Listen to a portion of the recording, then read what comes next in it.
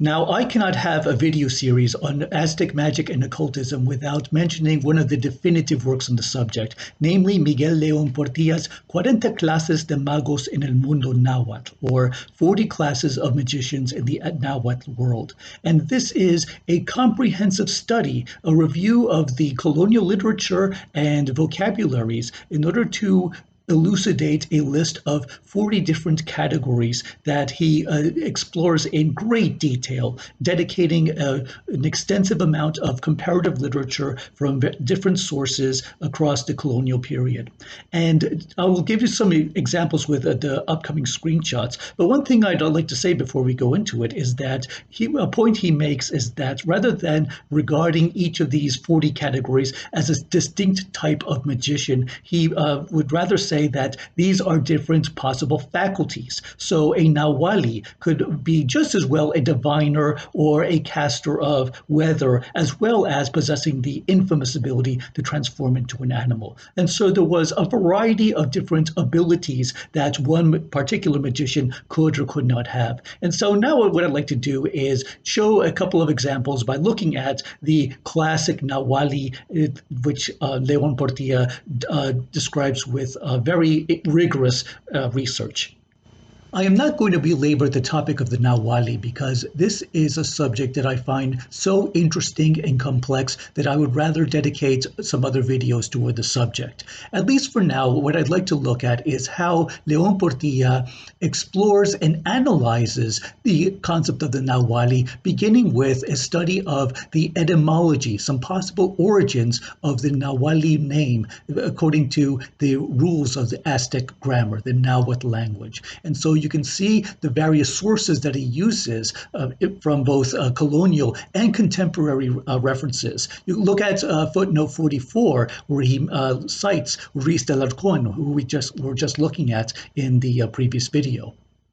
Feel free to pause the video at any point if you would like to read any of this content, but I will also provide a link to a PDF version of this file. At least for now, notice that on this page, he references the works of Friar Bernardino de Sahagún, who we were just talking about 2 videos ago. And here is a interlinear, a side-by-side comparison of the Nahuatl with a Spanish translation.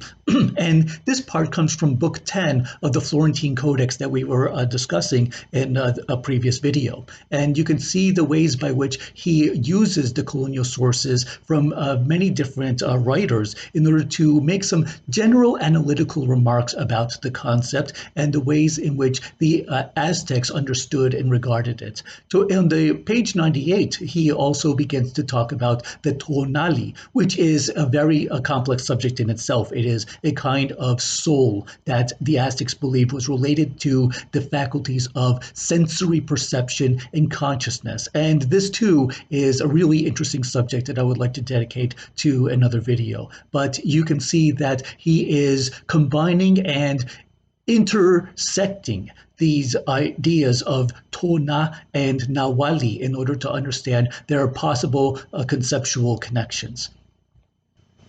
While many of the categories in this article do have Nahuatl terms, in other cases there are simply descriptions that have been passed down from a Spanish attempt to describe the subject. And you can see that he cites a number of different sources. So this is also a good starting point if you want to look at any of the particular primary sources from the colonial or ethnographic references that he amply lists throughout this article.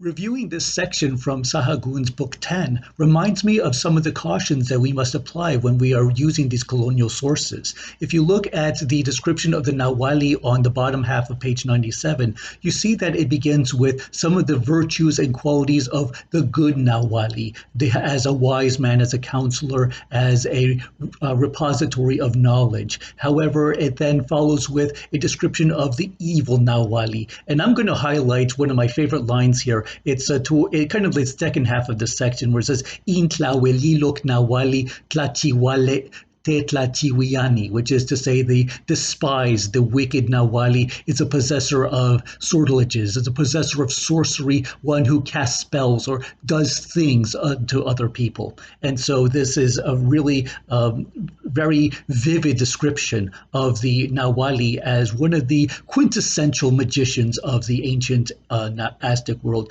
one that has survived well into the modern day. But again, I'd like to go into this subject in future videos.